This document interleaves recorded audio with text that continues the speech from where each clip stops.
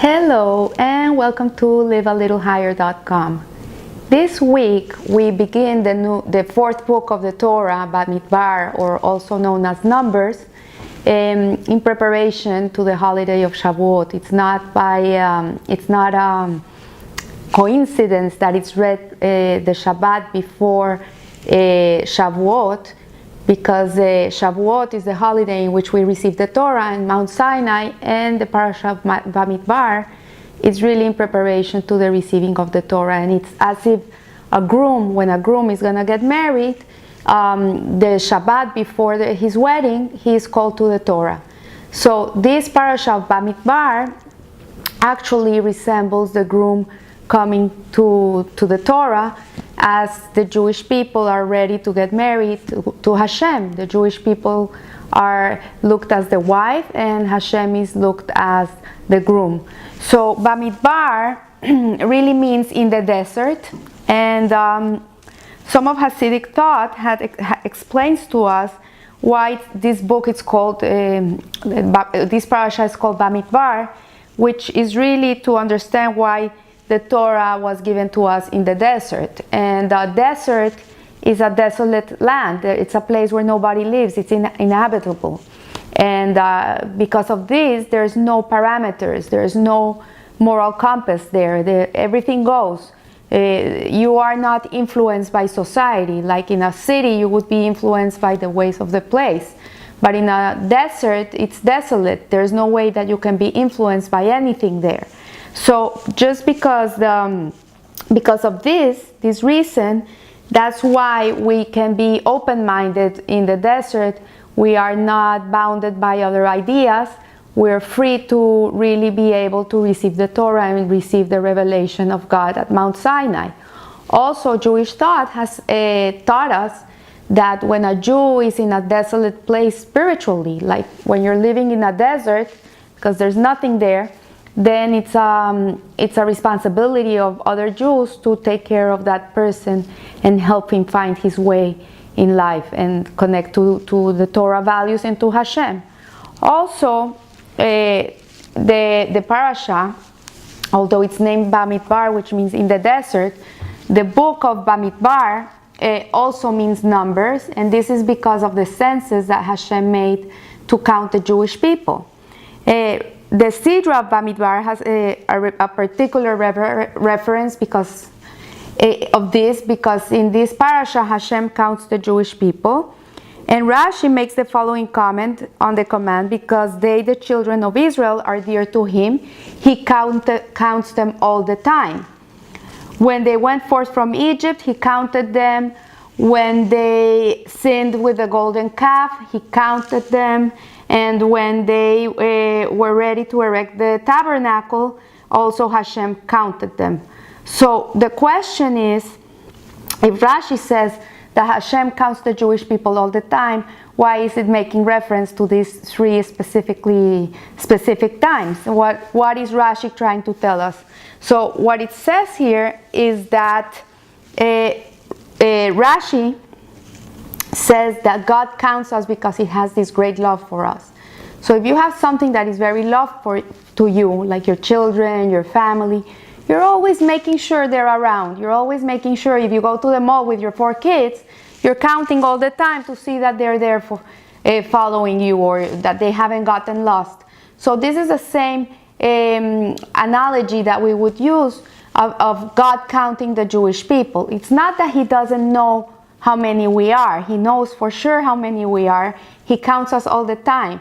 But what Rashi is telling us here is that he makes it known that he counts us because he loves us. He wants us to know that we count, that he loves us very much. So here, the census, the point of the census was to bring the soul of each Jew into prominence as the surface of awareness. So when Hashem counts the Jewish people, he counts everybody once. When he's making a census, the most prominent person in the Jewish people, like Moshe Rabbeinu or Aaron, and he would count them the same as the guy that would clean the floors. So it's the same counting. So he's not counting people because of their social status, because of their intelligence. He's not counting them because they're beautiful or not, they're wealthy or poor. He's not counting them for all these external things. He's counting their essence. And when we count a person's essence, what we're doing is that we're making these people know that they're very treasured and they're very loved and they're very needed, and that they count. And this is something very important to give people around us this sense that they are important to us, like especially with our children and our spouses, when we make them see that for us they are loved and they're important and that they count in our lives, then we're bringing out that very special spark of their essence into the world. It's becoming prominent. It's becoming something that is not hidden anymore. It just flourishes out. So here it says that when in times of religious persecution, a Jew is coerced into idolatry, and similarly with the transgressions which result from the coercions of one's evil inclination, there is a line of thought open to him, and he might think, okay, you know what, I'll make this sin and eventually Hashem will forgive me. I can do teshuvah and eventually I'm gonna be forgiven. But here we find in all ages that amongst all manner of men, Jews have been willing to sacrifice their lives rather than betray their faith even for one moment. So we see that when we touch that inner core of a Jew, he's willing to give his life for Hashem. It doesn't matter if he's religious or he's not religious. We've seen it through the Inquisition, in the Holocaust. We hear stories of Jews marching into the death camps, singing Shema Israel, and willing to give their lives for Hashem. So because the relation between God and the Jewish soul is beyond time. And this is the meaning of he counts them all the time. The love which expresses itself is counting in deeper than the vicissitudes of time and calculation. So for Hashem, there's no time. He's not bounded by time and space. The time and space is a creation of this world, of the world of Asiya, where we live. So in Hashem's realm, there is nothing that bounds him. So he's counting us all the time. But there's no time there, if I can get myself through. So here, what it's saying is that now we can understand the difference between the three countings of Rashi that Rashi mentions. One was the counting when the Jewish people were coming out of Egypt. The second one was when they sinned with the golden calf. And the third one was when they were ready to erect the tabernacle.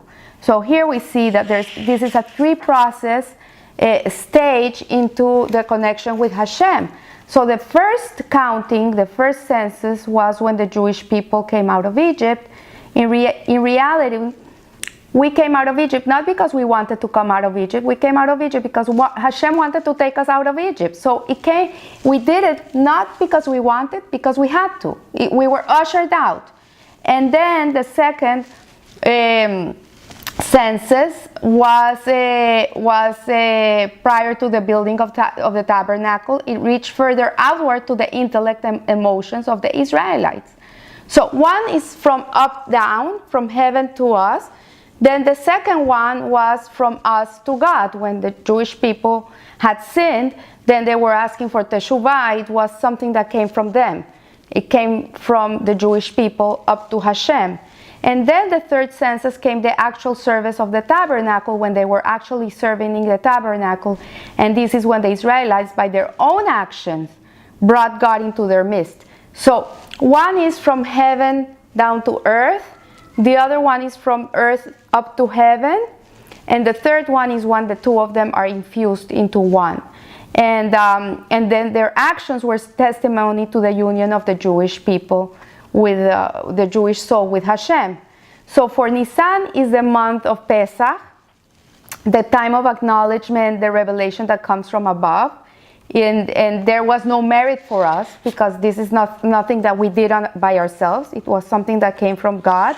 Then the month of Iyar, which is the month we're finishing this week, is actually from us to God, because we're working on the counting of the Omer. We're working on refining ourselves, on becoming more spiritual attuned with Hashem, and getting our emotions into alignment with God's will.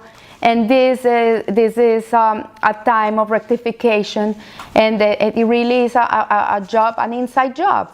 And then the third one, which would with parallel with, it says that for Moses was a communicator of God's revelation by the giving of the Torah. He was a channel from above to below. Aaron, his brother, the priest, was he who elevated the people of Israel from below to up. So Moshe is bringing the Torah down, and Aaron is elevating the people up. So you can see it's a dual job. It's not only the heaven coming down to earth, or the earth beseeching heaven. It's a double job. And this is when there's the fusion of the Jewish soul with Hashem. And this is what it means that we were one with God. So the Torah, really, the giving of the Torah, is not that we have a nice book to read stories from. Really, it should become us.